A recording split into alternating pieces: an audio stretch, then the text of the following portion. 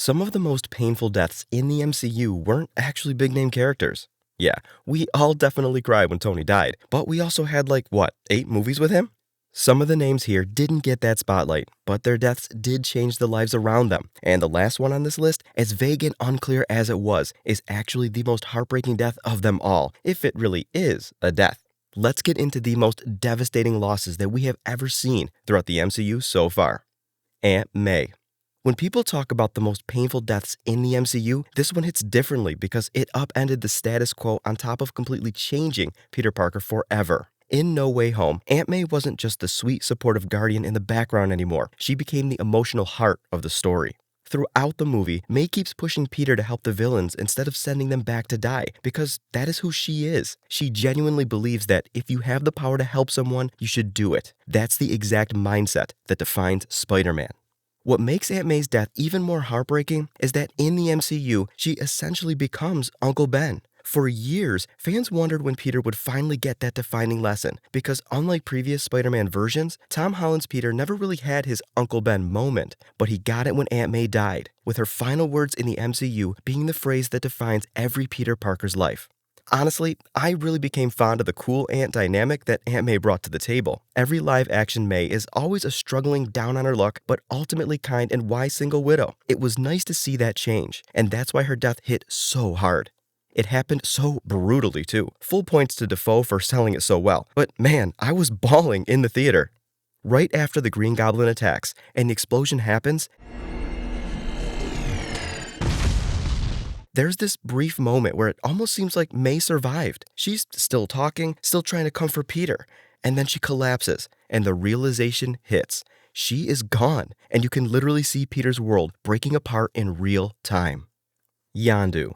Yondu's death in Guardians of the Galaxy Volume 2 works because the movie spends so much time showing the damage he caused before asking the audience to forgive him. He isn't introduced as a noble father figure. For most of Peter Quill's life, Yondu was a criminal, a kidnapper, and someone Peter feared as much as he relied on. The relationship between them is messy. There's a lot to unpack there. That's what makes the ending land. The film doesn't pretend Yondu was perfect. It argues that despite all his failures, he still made one deeply human choice. He chose to keep Peter alive.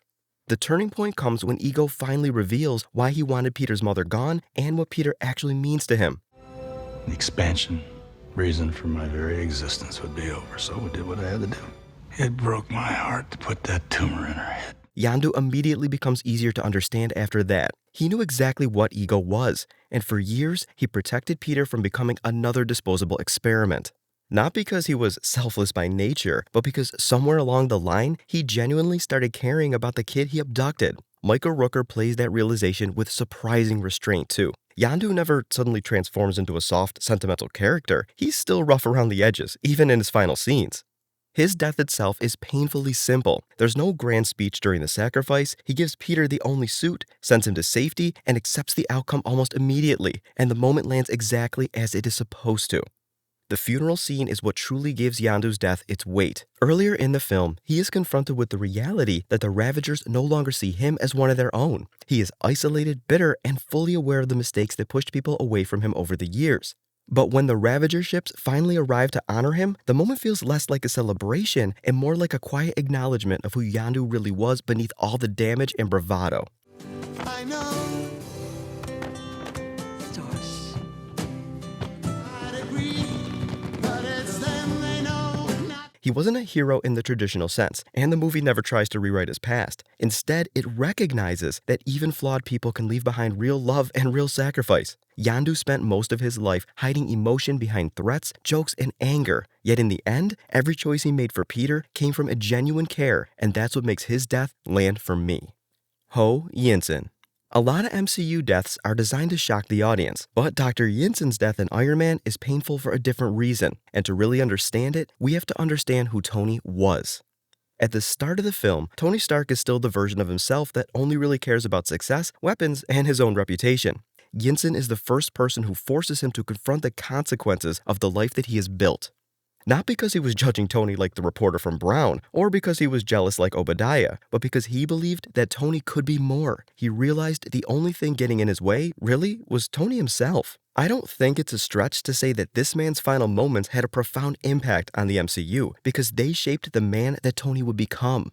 Yinsen is a calm man. He is composed even in the worst of situations, yet he's also a resigned man, someone who wants to see his family on the other side again. But despite that, what does he do? Turn into Frank Castle? No, he still tries to do good where he can. He knows exactly who Tony Stark is and what Stark Industries' weapons have done to people like him, yet he doesn't spend his time attacking Tony or demanding revenge. Instead, he focuses on helping him survive. While Tony is obsessing over the mechanics of the suit and the reactor, Yinsen keeps bringing the conversation back to purpose. He constantly reminds Tony that surviving has to mean something. His death scene is devastating because Yinsen understands what's about to happen long before Tony fully accepts it. When he leaves the cave to distract the terrorists, there's no dramatic hesitation. He already made peace with the choice. And when Tony desperately tells him that they can still save him, Yinsen's response completely changes the emotional tone of the scene. My family's dead. I'm going to see them now, Stark. It's okay. Those words define the man who saved the universe. Ray Nadeem. What makes Nadeem such an effective character is that the show never presents him as flawless. He makes bad decisions, he trusts the wrong people, and at times he compromises his judgment because he is terrified of coming up short in front of his family. Fisk knows how to make people vulnerable. He got my sister-in-law's health insurance canceled. Left my family bills to pay, bills that I had to You pay. take a loan, you sell your house, you figure it out. Unlike Matt Murdock or Frank Castle, though, Nadeem isn't a larger-than-life figure stepping into danger knowing that he can fight his way back out. But unlike Matt and Frank, he also refuses to lie in the bed he has made. Ray spends a lot of Season 3 going against his better judgment. The voice in the back of his head tells him that something isn't right with Fisk's corporation, but he doesn't listen. Dismantling one crime syndicate after another feels great. Plus, the more arrests that he gets, the easier it is to get that promotion, right? Ray has really human struggles, and he makes really stupid choices to get out of them. But that humanity is exactly why his death lands so hard. Nadeem spends most of the season trying to undo the damage after realizing how deeply Fisk has infiltrated the FBI, and once he finally decides to tell the truth publicly, you already know that there's almost no chance Fisk lets him walk away from it. But I believe Wilson Fisk is currently engaged in a criminal conspiracy and has manipulated the Bureau into becoming his unwitting accomplice. The scene itself is painfully restrained. There's no big fight, no last-second rescue, no dramatic escape plan. Nadeem records his testimony knowing it will probably get him killed, because at that point, protecting his family matters more to him than surviving. When Fisk orders his execution, the moment feels cold and procedural, which somehow makes it worse. There's no music or slow-mo, just one cold shot from Dex to the head.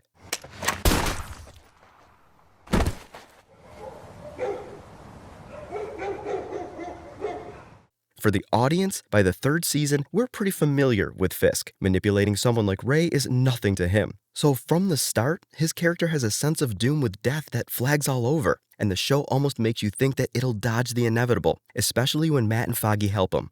But ultimately, his karma catches up with him. But man, what a truly phenomenal side character. For me, he carried Season 3 and was the beating heart of the FBI subplot. Out of all the Marvel deaths, his really stuck out with me. Vision. Speaking of doomed characters, you can't forget Vision. From the beginning of Infinity War, there's this understanding hanging over both Wanda and Vision that the Mind Stone makes Vision an immediate target, and that eventually someone may have to destroy it even if it means destroying him too. The thing is, Vision accepts this reality way earlier than Wanda ever does. Vision isn't thinking about being an Avenger or saving his own life anymore. He is only focusing on getting Wanda to accept the inevitable too. When Vision asks Wanda to destroy the Mind Stone, he's essentially asking the person who loves him most to become responsible for his death. Elizabeth Olsen and Paul Bettany play the scene with a kind of exhausted grief rather than dramatic panic, which makes it hit even harder. Wanda finally destroys the stone only after fighting against the decision for the entire film, and for a few seconds, it actually feels like the sacrifice meant something.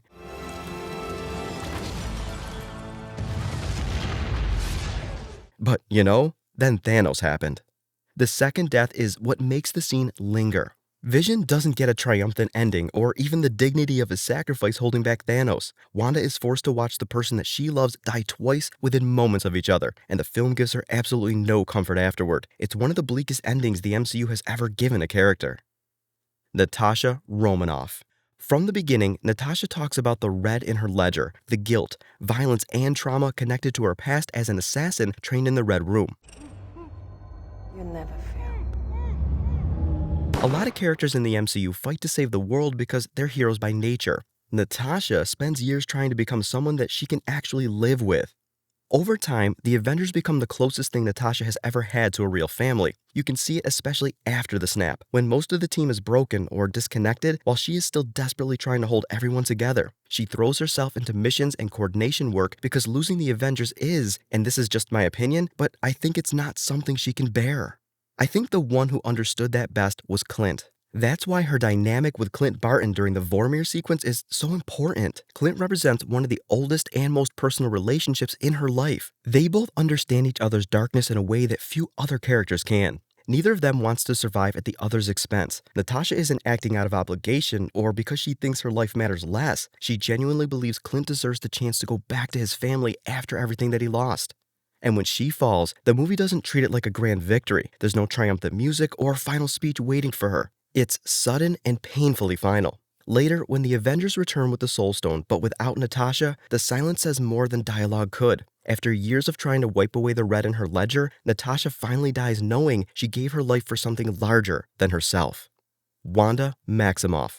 I know this wasn't the Maximoff twin that you guys were expecting, but we all know Pietro's death just didn't hit as hard. Unlike the bullet that hit him, sorry, I feel like I have a trend of picking on Pietro. He's just so bullyable. Anyway, back to the plot. Look, there's a pretty good shot that she is still alive, but until we see evidence otherwise, that ending scene was pretty convincing. Mount Wundagore collapsing on her as she finally admits that she's gone off the deep end, sitting with nothing but shame and regret over the bodies that she has dropped along the way and the chaos that she has caused. No pun intended.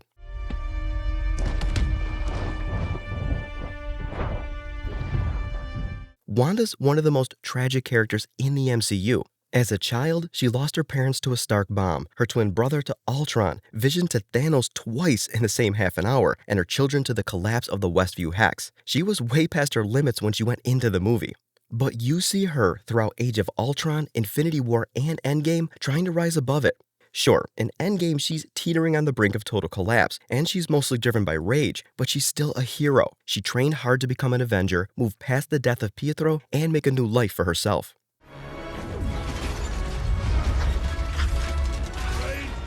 But throughout WandaVision, she becomes consumed by a lifetime of grief, and it finally takes its toll on her. The Westview Hex, in a lot of ways, was an escapist's heaven. It gave her everything that she was missing: her love, family, a sense of belonging, a sense of normalcy.